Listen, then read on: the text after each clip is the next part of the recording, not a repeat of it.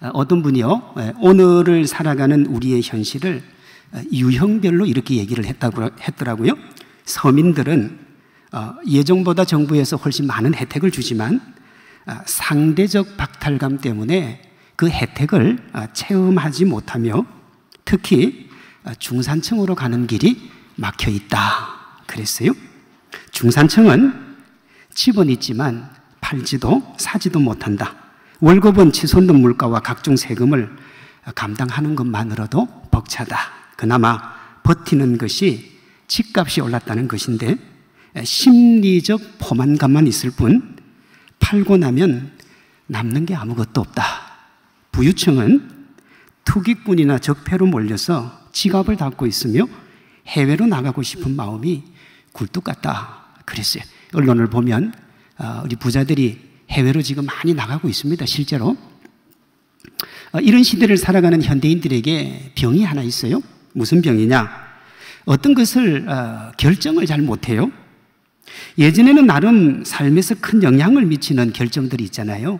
대학이나 직장과 같은 것에 결정이 어려웠는데 오늘날은 음식점에서 뭘 먹어야 될지, 영화관 가서 어떤 영화 봐야 될지를 결정을 잘 못해요. 뭔가 결정하는 게 두려운 거죠. 결정을 못한다고 하지만 자세히 들여다보면 당면한 문제에 대한 회피의 성격이 강한 겁니다. 제가 굳이 회피라고 말하는 이유는 회피도 일종의 선택이거든요. 회피라는 걸 선택을 한 거예요. 그 회피의 반대편에 뭐가 있느냐? 직면이라는 것이 있습니다. 여러분, 회피를 선택하면 우선은 편할 수 있어요. 그러나 회피의 선택으로는 힘겹고 벅찬 삶을 이겨내기가 참 힘이 듭니다. 자신을 답답하게 하고 지치게 만드는 현실을 극복할 수가 없어요. 그러면 어떻게 해야 되느냐? 회피가 아니라 직면해야 되는 겁니다. 마주해야 되는 거예요. 오늘 본문이 이 이야기예요. 회피한 사람들과 직면한 사람들이 어떤 결과를 맞이했던가 하는 거예요. 오늘 본문 내용은 13장부터 시작이 됩니다. 출애굽의 시작으로 홍해를 건넌 장정만 60만 명이 넘는 이스라엘이 가나안 땅을 향해서 전진을 하고 있었어요. 모세가 가나안 땅의 상황을 살펴보기 위해서 12명의 스파이를 보냅니다. 40일 동안 그 땅을 돌아본 사람들이 모세와 백성에게 보고를 하는데 두 가지 보고를 해요. 하나는 과연 그 땅이 적과 꿀이 흐르는 땅이 맞더라 하는 거예요. 또 하나는 그럼에도 불구하고 그 땅 사람들이 너무너무 강하기 때문에 우리가 그 땅을 정복하기는 쉽지가 않을 겁니다. 맞죠? 솔직하게 얘기하면 불가능에 가까울 겁니다. 그렇게 이야기를 해요. 그래서 10명은 정복 불가를 얘기를 하고 2명은 그래도 우리가 정복할 수 있지 않느냐라고 이야기를 해요. 이 두 가지 선택지를 받아든 백성들이 이제 선택을 해야 되잖아요.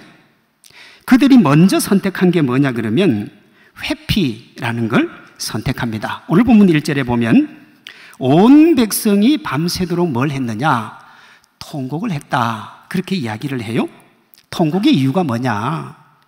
눈앞에 펼쳐진 현실이 너무 고통스러운 거예요. 그들이 하나님을 원망하는데 어떻게 원망을 하느냐 그러면 우리를 죽이려고 하나님이 여기 이곳까지 보냈는가? 여러분 60만 명이 그 정도 절망스럽고 아프고 답답한 현실 가운데 서 있었던 겁니다. 그러면서 누군가에게 책임을 전가하기 시작을 해요. 모세와 아론에게 전가를 하고요. 모세와 아론이 숙이니까 여호수아와 갈렙을 책임을 묻고 여호수아 갈렙도 안 되니까 누구에게 책임을 묻느냐? 하나님에게 책임을 물어요. 그러면서 회피를 합니다. 답답한 현실 회피를 오늘 우리에게 적용하면 이렇게 돼요. 나는 왜 이런 가정에서 태어났나? 아픈 현실을 보면서 말입니다.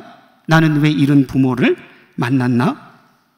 내 주위에는 왜 이런 친구들밖에 없나?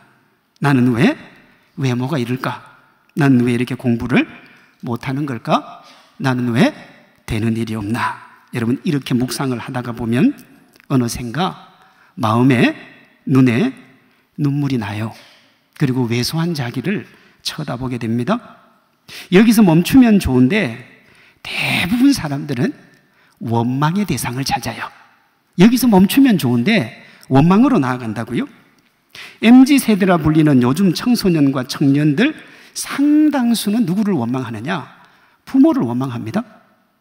대표적인 것이 수저계급론이에요. 금수저, 은수저, 흙수저를 말하면서 자기를 비하하는 것 같지만 실상은 그 상황의 책임이 누구에게 있다는 거예요? 부모에게 있다는 거예요.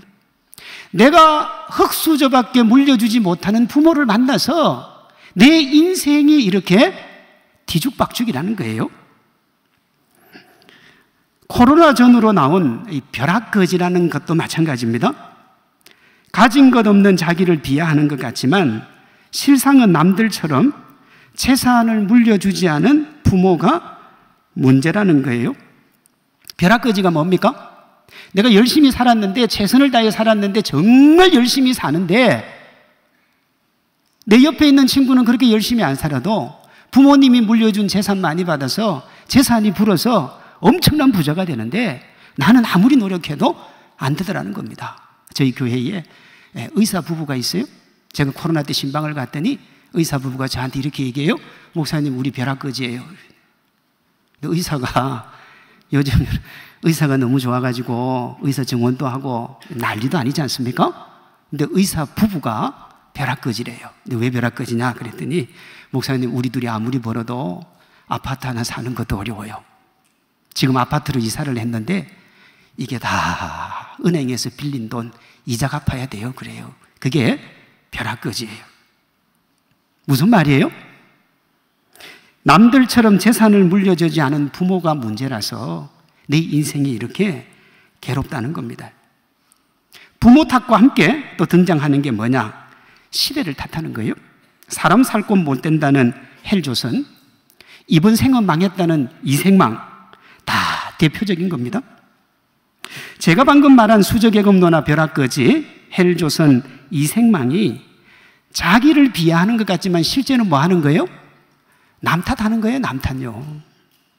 본문의 이스라엘 백성이 그렇게 합니다. 울다가요 지도자를 탓해요. 오늘 본문 2절을 보세요. 이스라엘 자손이 다 모세와 아론을 뭐 했다고요? 원망했다 그러잖아요. 여러분, 모세는 말입니다, 이들을 출애굽시키기 위해서 애굽의 왕자의 자리를 버린 사람이에요. 80년 동안 고단하고 아프고 힘든 인생길 걸어오면서 하나님의 은혜와 사랑을 받아서 이들을 출애굽시키기 위해서 80에 바로 앞에 당당히 서서 그들을 위해 싸웠던 사람이에요. 그러니 여러분, 이들은 아무리 누구를 원망하고 탓해도 모세를 탓하면 안 되는 거예요. 그런데 뭐 하느냐? 모세를 탓합니다. 모세를 탓하다가 자신들을 여기까지 인도한, 어떤 경우에서도 해서는 안 되는 하나님 탓을 해요. 본문 3절입니다. 어찌하여 여호와가 우리를 그 땅으로 인도하여 칼에 쓰러지게 하려 하는가? 여러분, 솔직히 만약 이들이 평소에 하나님을 잘 믿고 신앙생활을 했으면 하나님을 탓해도 괜찮아요. 하나님 잘 믿었는데, 하나님을 믿고 여기까지 왔는데도 불구하고 하나님이 그렇게 하셨다면 하나님 탓을 해도 돼요. 그런데요, 이들 상당수는 신앙생활이 아니라 자기 유익과 만족에 종교생활을 한 겁니다. 종교생활을. 금송아지 만들고 금송아지를 하나님이라고 한 게 대표적인 거예요. 그러니 이들의 불평과 원망은 하나님 입장에서 보면 어떠냐? 정말 어처구니가 없는 거예요. 왜요? 하나님을 잘 믿고 그렇게 하면 괜찮은데 하나님도 제대로 안 믿었잖아요. 하나님이 이런 결과가 올 줄 알고 가나안 정탐하러 가지 말라 그랬어요. 그런데 그들이 말을 안 들었습니다. 기어이 갔다가 이런 사단이 난 거예요. 하나님이 하라고 하는 것은 하지 않고 하지 말라는 걸 한 거예요. 그래 놓고 뭐라고 하느냐? 하나님 탓이라 이거예요. 하나님 믿는 자들 중에 회피를 선택하는 상당수의 모습이 실제 이렇습니다. 주어진 상황을 이야기하며 쉬운 길, 편한 길을 걸어가려고 해요. 그러다가 일이 잘 풀리지 않으면 자기가 져야 될 짐을 다른 사람, 하나님에게 돌리는 거예요. 우리 사회에 우는 아이 떡 하나 더 준다 하는 말이 있습니다. 뭐 잘못돼도 그래도 계속 이렇게 뭐 노력하고 또 달려들면 그래도 불쌍해서 봐준다, 그런 말인데, 여러분 하나님 앞에서 그러면 망하는 거예요. 본문의 이스라엘 백성이 그랬습니다. 절망해서 울고 다른 사람 원망하면서 새로운 출구를 모색했잖아요. 왜? 살려고 한 거예요. 살려고. 그런데요, 이 살려고 했던 60만 명의 원망, 남 탓의 결과가 민수기 14장 20절에서 23절에 나와요. 이렇게 됩니다. 여호와께서 이르시되 내가 살아있는 것과 내 영광이 온 세계에 충만한 것을 두고 맹세하노니. 누가 맹세하셨다고요? 하나님이 맹세하셨어요. 내 목소리를 청종하지 아니한 그 사람들은 내가 그들의 조상들에게 맹세한 땅을 결단코 보지 못할 것이요, 또 나를 멸시하는 사람은 한 사람도 그것을 보지 못하리라 그랬어요. 여러분, 애굽으로 가지도 못했고요, 가나안도 못 봤어요. 이들은 살기 위해서 몸부림친 겁니다. 살기 위해서 몸부림을 쳤는데 어떻게 됐어요? 다 죽습니다. 민수기에서 보면 인구조사가 2번 나와요. 시작할 때 1번 나오고 끝에 가면 1번 또 나와요. 근데 처음에도 60만이고 끝에도 60만이에요. 40년 뒤거든요. 그러면 2차 인구조사는 왜 한 거예요?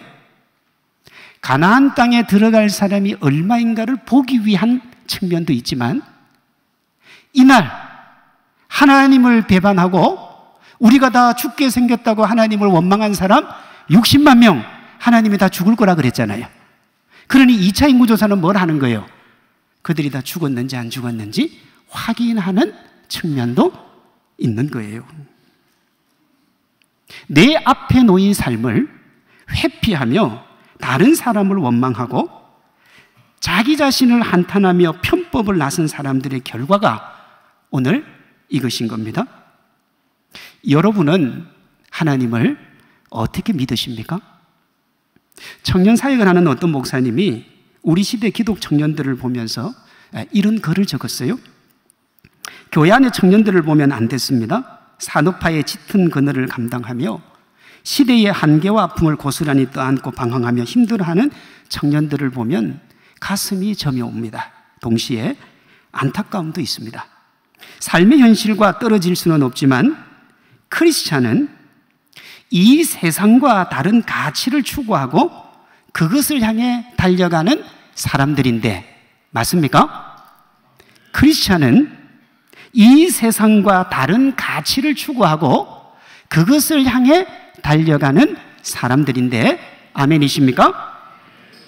그들이 이 시대의 청년들과 똑같이 세상의 잣대에 울고 웃는 현실에 마음이 몹시 어렵습니다. 세상이 만들어 놓은 틀 안에 들어가지 못하니까 힘들다고 하면 어떻게 안 아플 수가 있겠습니까? 그렇게 이야기했어요. 왜 아프다고요? 세상의 잣대에 울고 웃었어요. 세상이 만들어 놓은 틀 안에 들어가지 못했어요. 나는 그리스도인인데, 나는 하나님을 믿는 하나님의 사람인데 내가 무슨 가치를 추구한다고요? 세상의 가치를 추구하고 세상 사람들이 추구하는 그 안으로 들어가지 못해서 아파한다면 어떻게 그리스도인이라 말할 수 있겠는가 하는 반문인 겁니다. 이런 거예요. 제가 섬기는 교회가 부산 광안리에 있습니다.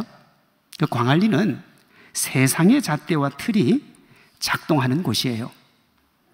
교회에서 5분 정도 걸어가면 광안리 해변이 나옵니다. 저는 아침마다 광안리 해변으로 출퇴근을 하거든요. 코로나 이후에 광안리 해변이 정말 핫플입니다. 그래서 주말이면 젊은이들이 전국에서 모여들어요. 서울에서 가장 많이 오는데요, 이걸 보여주는 게 뭐냐 그러면 주말에 여러분 KTX 열차표 구하는 것이 하늘의 별 따기예요. 한번 보시면 표가 없습니다. 그리고 그 광안리 주변에 호텔이 어마어마한데요, 주중에는 한 10만 원 정도 하는데 주말이면 한 30만 원 정도 해요. 그런데도요 빈 방이 없어요. 아마 오늘 밤 지금 이 시각도 그곳은 불야성일 겁니다. 대부분이 커플인데 커플들이 캐리어 하나만 끌고 와서 방을 하나만 예약합니다. 따로따로 앉아요. 아이고 목사님, 요즘 다 그렇게 합니다. 맞습니까? 그 주변은 전부 유흥가입니다. 주말마다 소돔과 고모라 같은 타락과 방탕으로 가득한 곳이 제가 사는 광안리 바닷가예요. 이 근처에 있는 아마 홍대도 그렇지 않겠습니까? 이것이요, 오늘날 적지 않은 젊은이들이 추구하는 삶입니다. 나도 저렇게 살기를 원하고, 나도 저렇게 여유 가지기 원하고, 나도 주말이면 저기 가서 저렇게 놀다 오기를 원하는 거지요. 크리스찬은 이런 세상의 잣대에 기대어 울고 웃음을 반복하면 안 되는 거예요. 왜냐하면요, 추구하는 가치와 삶의 기준이 다르기 때문에 그렇습니다. 기독 청년의 길, 크리스찬이 추구하는 것은 말초신경의 쾌락을 추구하는 욕망을 따르다가 그게 이루어지지 않을 때 다른 사람을 탓하는 세상의 가치가 아닌 거예요. 하나님을 믿는 네가 걸어가야 될 길은 주님과 함께 당당하게 주어진 길, 직면하며 마주해야 되는 줄로 믿습니다.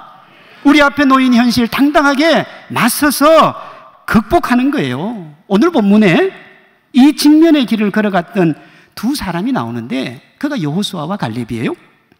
그들은 60만 명과 다른 길을 택합니다. 6절을 보면 답답한 현실을 보면서 자기들의 옷을 찢어요. 여러분, 옷을 찢었다는 말은 내가 이 답답한 현실에 굴복하지 않겠다는 거예요. 내가 이 현실에 주저하지 않겠다는 겁니다. 10절을 보면 온 회중이 이런 것들을 돌로 치려고 했어요. 무슨 얘기냐? 현실에 맞서고자 했던 의지가 죽음에 맞설 만큼 강했던 겁니다. 그것이 이들이 마주하고자 하는 현실이에요. 여러분, 직면이라는 게 쉬운 일이 아닙니다. 그들의 지도자였던 모세와 아론조차도 분기탱천하는 백성들 앞에서 엎드려서 아무 말을 못했어요. 왜? 너무 두려웠던 거예요. 그런 60만 명 앞에 자신의 길이 옳다고 얘기하는 이 두 명은 정말 대단한 거예요. 이들의 자세는 하나님의 백성은 아무리 답답해도 절망해서 울고 타인을 탓하고 자포자기하면 안 된다는 것을 우리에게 보여주는 거예요. 여러분, 그럴 힘이 있으면 그 힘으로 크리스찬은 삶의 현실을 직면해야 되는 줄로 믿습니다. 제가 말은 이렇게 합니다만 직면이라는 게 쉽지 않죠. 거의 불가능에 가까운 겁니다. 그런데 그들은 어떻게 이 불가능에 가까운 것을 했을까 하는 거예요. 여러분, 그것은 불가능을 가능하게 하시는 하나님과 함께 했기 때문에 그렇습니다. 8절입니다.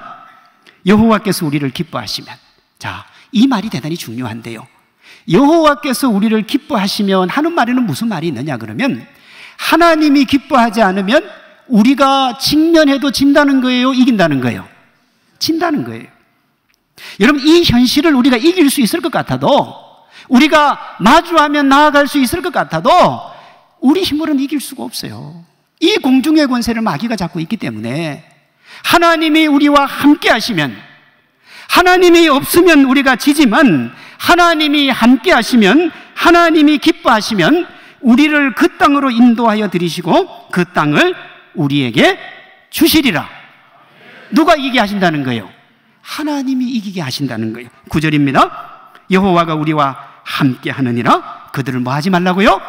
두려워하지 말라고요. 답답한 현실을 이기는 힘의 근원이 하나님인 줄로 믿습니다. 하나님을 의지한 비전. 여러분, 여호수아와 갈렙은 자기들의 한계를 인정했어요. 안 된다는 것도 알았어요. 자신들의 힘으로 가나안 땅을 차지할 수 없다는 것도 알았어요. 그럼에도 옷을 찢고 죽음을 각오할 수 있었던 것은 자기보다 강하고 능력 많으신 그 하나님을 바라봤기 때문에 그런 겁니다. 이것이 진실로 하나님을 믿는 하나님의 사람의 모습인 줄로 믿습니다. 우리 앞에 놓인 삶, 내 힘이 아니라 하나님의 힘으로 직면하는 겁니다.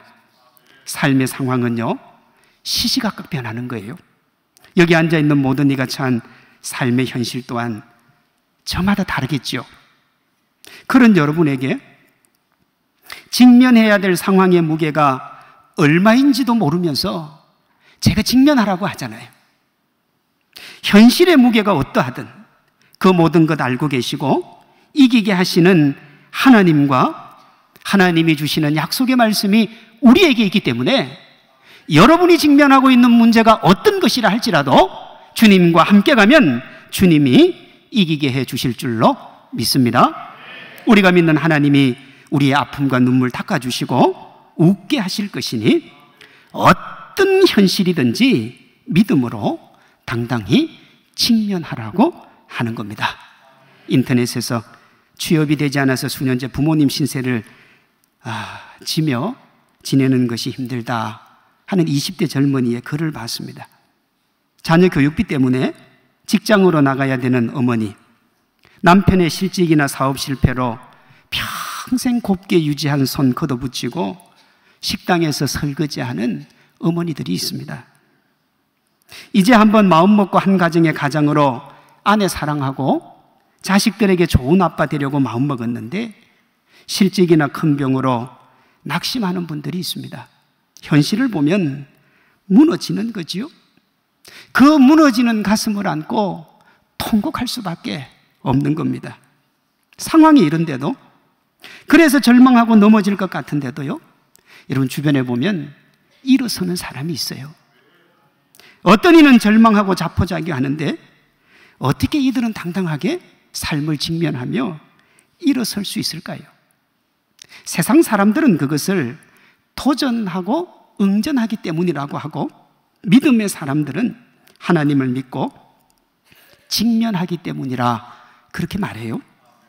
답답한 현실에 절망하고 좌절하며 주저앉는 이유는 도전하지 않기 때문에 그런 거예요.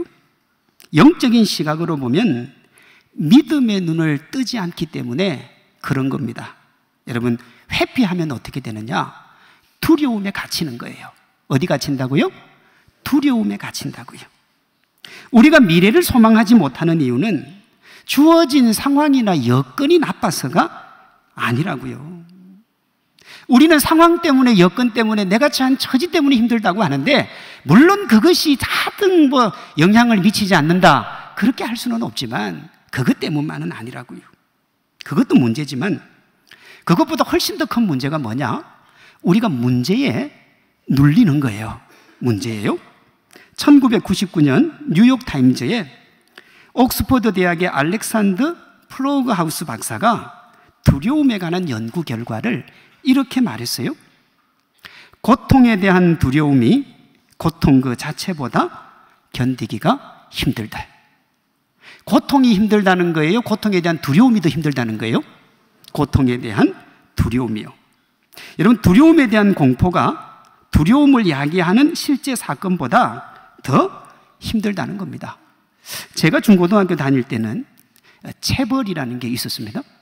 막 단어 시험 좀 못 치면 책상 위에 올라가서 막 여기도 맞고 맞고 했어요.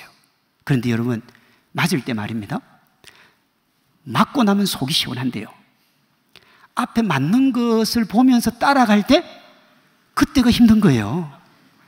앞에서 맞으면서 막 인상 쓰고 죽을 인상을 하고, 어떤 사람은 한 대 맞으면 또 저쪽 뛰어갔다가 또 한 대 맞으면 저쪽 뛰어갔다가 그런 애들 있잖아요. 와, 그럼 저게 얼마나 아플까? 그런데 막상 그 자리 가서 한 10대 딱 맞고 나면 개운해요. 맞는 것보다 뭐가 더 힘들다고요? 맞는 것을 보는 그 두려움이요. 이런 프랭클린 루즈벨트 대통령도 그의 취임사에서 비슷한 말을 했어요. 우리가 두려워해야 될 오직 한 가지는 두려움 그 자체입니다. 우리가 직면하고 있는 문제보다 더 시급한 것은 두려움을 극복하는 거예요. 그렇다면 우리가 어떻게 우리를 괴롭히는 두려움을 극복할 수 있는가? 그것은 하나님을 믿는 믿음으로 극복하는 겁니다. 마가복음 9장에 보면 귀신 들린 아이의 아버지가 자식을 고쳐달라고 하면서 예수님에게 와서 이렇게 말해요. 귀신이 그를 죽이려고 불과 물에 자주 던졌나이다. 그러나 무엇을 하실 수 있거든 우리를 불쌍히 여기서 도와 주옵소서. 무엇을 하실 수 있거든 이렇게 얘기했거든요. 근데 예수님이 이렇게 대답하세요. 예수께서 이러시되 할 수 있거든이 무슨 말이냐? 믿는 자에게는 능히 하지 못할 일이 없느니라. 주님 앞에서 무슨 말 하지 말라는 거예요? 불신의 말 하지 말라는 거예요. 하나님은 전능하시니, 하나님은 모든 것이 가능하니, 우리가 믿음으로 하나님께 아뢰면 전능하신 하나님이 우리의 믿음을 보고 다 해결해 주실 줄로 믿습니다. 그 두려움은 뭘로 이깁니까? 믿음으로 이기는 겁니다. 믿음으로. 여러분, 사실 우리가 가지고 있는 두려움은 우리가 믿는 믿음의 한계치를 넘어서는 어떤 거예요? 자, 다시요. 우리가 가진 두려움은 우리가 믿는 것의 한계치를 넘어서는 어떤 거예요? 예를 들었어요. 10억 원의 돈을 가지고 있는 사람은 10억 원 내에서 일어나는 경제적인 문제는 그렇게 두려워하지 않습니다. 맞습니까? 왜요? 내가 해결할 수 있어요. 그러나 문제의 크기가 10억 원을 넘어서면 두려워지는 거예요.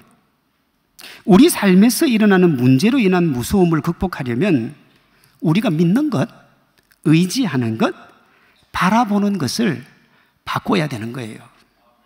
회사에서 여러분 과장을 의지하면 과장까지고요. 부장을 의지하면 부장이 해줄 수 있는 것까지 밖에 안 되는 거예요. 그래서 더 높은 권력과 힘을 믿고 의지하는데 그것도 그 사람이 가지고 있는 힘과 권력까지입니다. 대통령 믿고 의지하면 5년입니다. 5년이 한계예요. 5년이요. 그럼 여러분, 하나님을 의지하면 어떻게 됩니까? 영원히 살아계시기 때문에 그 믿음의 한도가 영원한 줄로 믿습니다. 그러니 여러분, 크리스찬은 믿음의 대상으로 한계를 가진 세상 어떤 것을 믿는 믿음을 거두고 우리 주님을 의지해야 될 줄로 믿습니다. 그냥 그분은 무한하시니까요.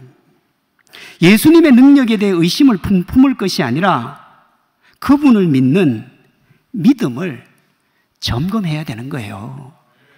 하나님이 이것도 못하냐, 하나님이 나한테 왜 그러냐가 아니라 하나님을 믿는 내 믿음을 점검해야 되는 겁니다. 여러분의 믿음은 어떠십니까? 여러분의 시선은 어디에 머물고 있습니까? 저마다 힘들고 답답한 삶의 현실이 있을 겁니다. 결코 넘어설 수 없을 것 같은 삶의 문제와 암담한 미래를 두고 기도하며 답답한 마음 안고 이 자리에 있을 수도 있습니다. 제가 그런 분들에게 권면을 드립니다.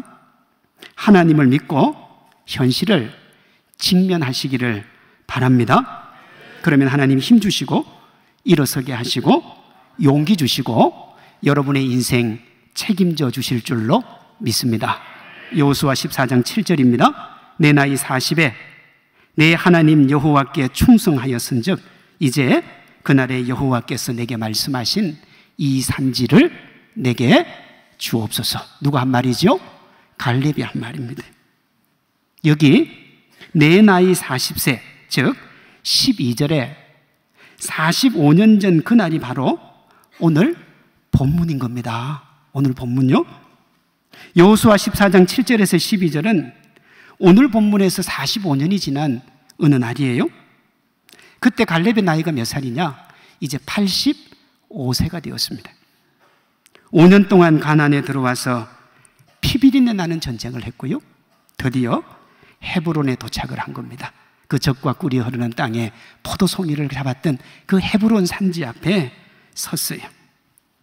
45년 전 사람 많은 키 포도송이 가지고 왔던 바로 그곳, 자기들을 메뚜기처럼 보이게 했던 육척 거구에 아낙 사람들이 있던 곳, 45년이 지난 85세의 늙은 나이, 이제는 여러분 지팡이 아니면 앞으로 나아갈 수 없었던 갈렙.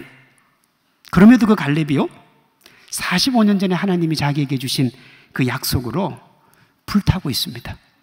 열정이 있어요. 흥분을 주체할 수가 없어요. 45년 전에 주님에게 드렸던 그 마음, 지금 변했습니까? 안 변했습니까? 안 변했어요. 안 변했어요. 45년 전이에요. 변할만 하잖아요. 그리고 그 마음 변했다고 누가 뭐라고 할 사람도 없어요. 우리 어제 먹었던 마음 오늘 바뀌고, 오늘 먹었던 마음 다음 주 바뀌고, 한 주가 지나지 않아도 바뀌는 그 마음인데 45년 동안 한결같은 마음이에요. 45년 전에 하나님께 충성했고 45년 내내 충성했고 지금도 충성하고 있는 거예요. 여호수아 14장 12절입니다. 그곳에는 아낙 사람이 있고 그 성읍은 크고 견고할지라도 여호와께서 나와 함께 하시면 내가 여호와께서 말씀하신 대로 그들을 쫓아내리이다. 여러분, 85세의 갈렙이 쫓아낼 수 있습니까? 없습니까? 없습니다. 실제 갈렙이 쫓아내지 않아요. 그런데 갈렙은 뭐라고 하느냐? 내가 쫓아내겠다 이거예요. 갈렙은 45년 전 그날 하나님이 하신 약속을 가지고 45년을 살아왔고요, 85세의 나이에도 불구하고 희망과 감격에 젖어 있는 거예요. 그리고 요구합니다. 그날에 여호와께서 말씀하신 이 산지를 내게 주소서. 그날에 주님이 내게 약속하셨다는 거예요. 내가 옷을 찢고 사람들이 죽이려 할 때 하나님을 향한 믿음으로 나아갔던 그 믿음, 하나님이 그날 그곳에서 보시고 오늘 여기까지 나를 살려주셨는데 이제 그 산지 앞에 이르렀으니 그 산지를 내게 달라는 거예요. 강산이 몇 번 변했습니까? 10년에 한 번 변하니까 4번 반이 변한 겁니다. 그런데요, 그의 믿음은 하나도 변하지 않았어요. 하나님 바라보고 하나님 의지하고 하나님께 그의 생을 드리는 게 하나도 변하지를 않았어요. 하나님의 사람도요, 현실을 봅니다. 여호수아와 갈렙이 어렵다 그랬잖아요. 그럼 차이는 뭐냐? 60만 명은 현실만 보고 절망했고 여호수아와 갈렙은 그 현실을 주관하시는 하나님을 바라본 겁니다. 객관적인 전력으로는 질 게 뻔하지만, 내가 내 힘으로 이 세상 살아가면 질 게 뻔하지만, 내가 내 힘으로 살아가면 이 세상을 이길 수 없는 게 뻔하지만, 내 앞에 주어진 현실이 내가 절망할 수밖에 없는 현실이지만 하나님이 함께 하신다는 믿음으로 나아가는 것이 이성의 논리로 사는 사람과 믿음의 논리로 살아가는 하나님의 사람의 차이인 겁니다. 믿음의 사람도 답답한 현실 직시하지만 여러분, 그것 때문에 약속의 말씀을 버리지는 않아요. 도리어 약속의 말씀이 현실을 능히 극복하고 남음이 있음을 믿음으로 고백하며 나아가는 줄로 믿습니다.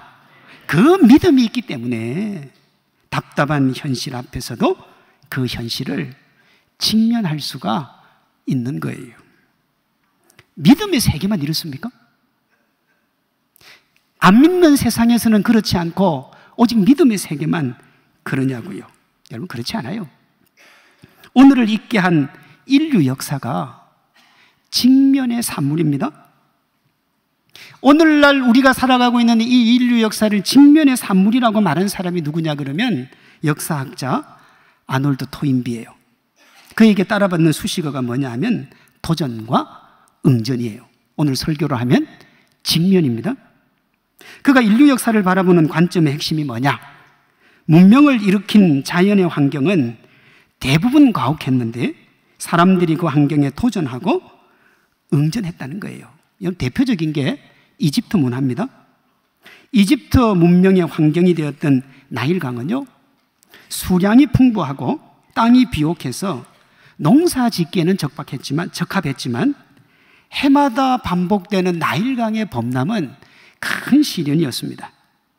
한 해가 지나면 모든 농지가 쑥대밭이 되었기 때문에 이집트 문명을 일으킨 사람들은 이런 자연 환경에 맞서서 매년 반복되는 범람 시기를 예측하기 위해서 천문학과 태양력을 발전시켜요.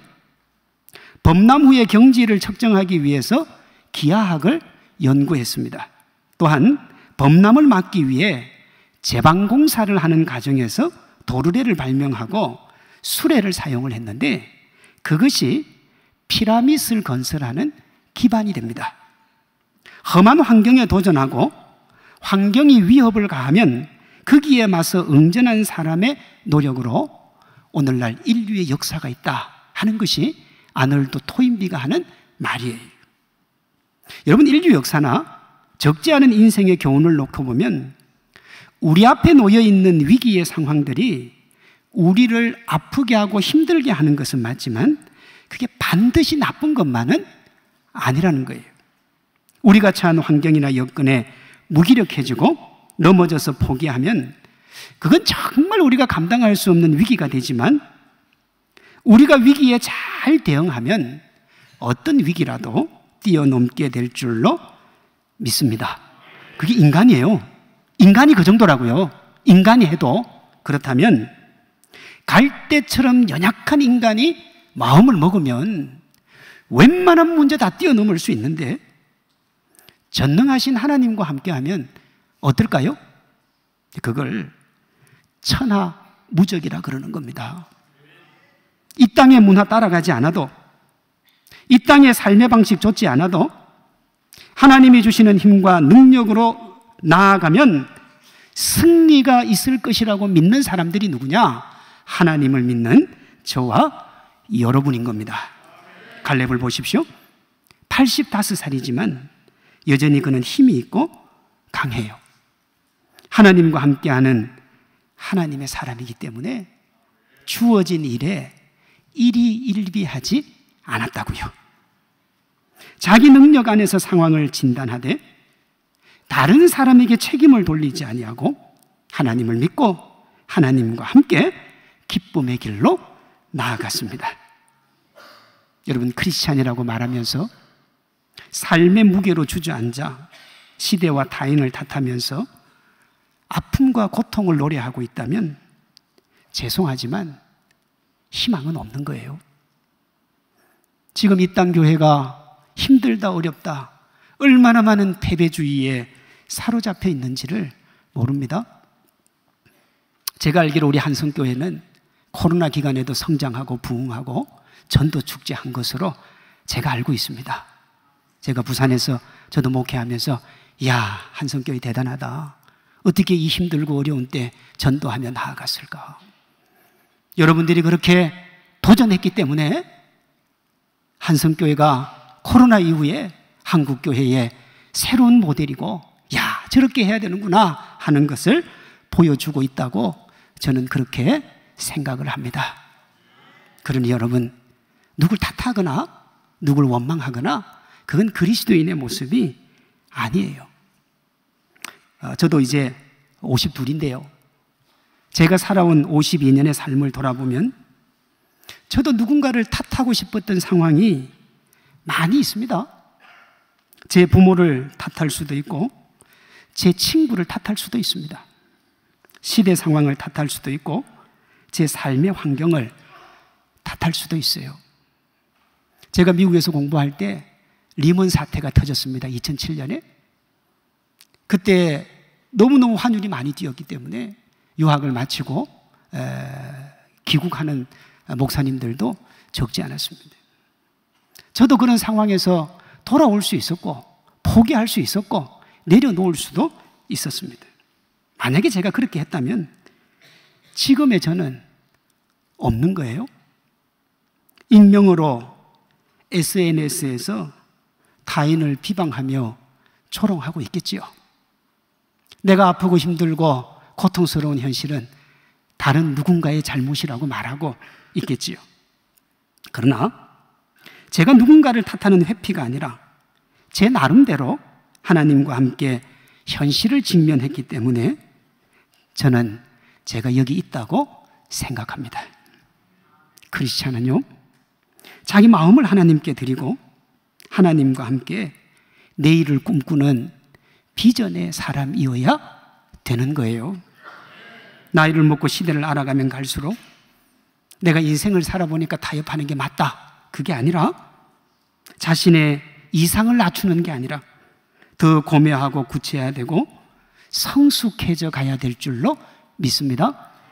그리하여 하나님의 영광을 위해 터목 놓아 울고 이 땅의 회복과 치유를 위해 나를 사용해 달라고, 하나님 우리 교회를 사용해 달라고 그렇게 하나님 앞에 간절하게 부르짖어야 될 줄로 믿습니다.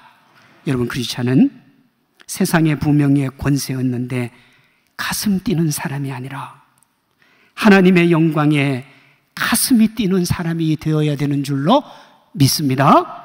상황과 시대에 종속되어서 욕망이 원하는 것을 얻지 못해서 아파하고 눈물 흘리는 서글픈 인생이 아니라 그런 시대와 욕망의 성취를 향해 물불을 가리지 않는 불나방 같은 사람들을 보며 아파하고 그들을 긍휼히 여기는 하나님의 마음을 가진 하나님의 사람이 되어야 하는 거예요.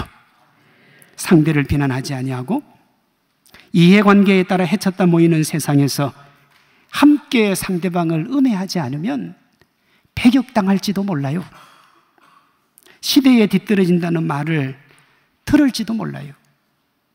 억울한 일을 당할 수도 있어요.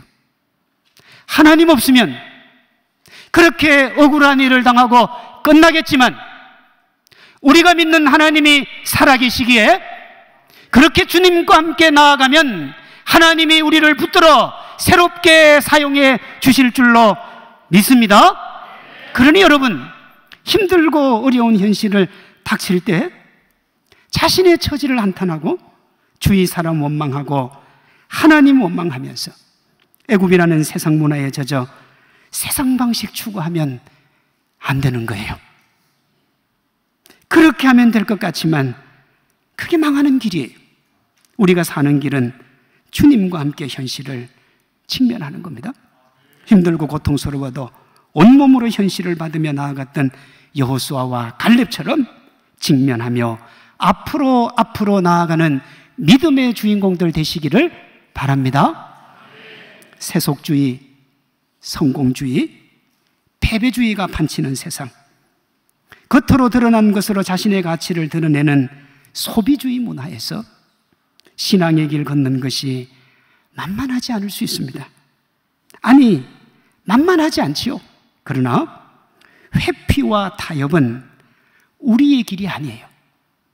회피의 길을 걸었던 이들이 올바른 결정을 한 것 같지만 여러분, 그들의 이름을 아는 사람도 없고요, 애굽으로 돌아간 이도 없고 가나안을 본 사람도 없어요. 40년 동안 고생하다가 다 죽었어요. 하나님 없이 살아가는 인생, 뭐 되는 것 같지만, 이 땅에서 뭐 조금 얻는 것 같지만, 그러나 인생 되돌아보면 손에 잡히는 것 아무것도 없는 불교에서 말하는 그저 공수고에 불과한 겁니다. 그러나 하나님과 함께 현실에 대한 직면의 길을 걸었던 여호수아와 갈렙은 이름도 남기고 가나안에 들어가는 영광과 동시에 인생의 승리자가 된 겁니다. 크리스찬은 갈렙처럼 자신 앞에 놓여있는 그 거대한 산지들을 직면하며 이겨내야 되는 거예요.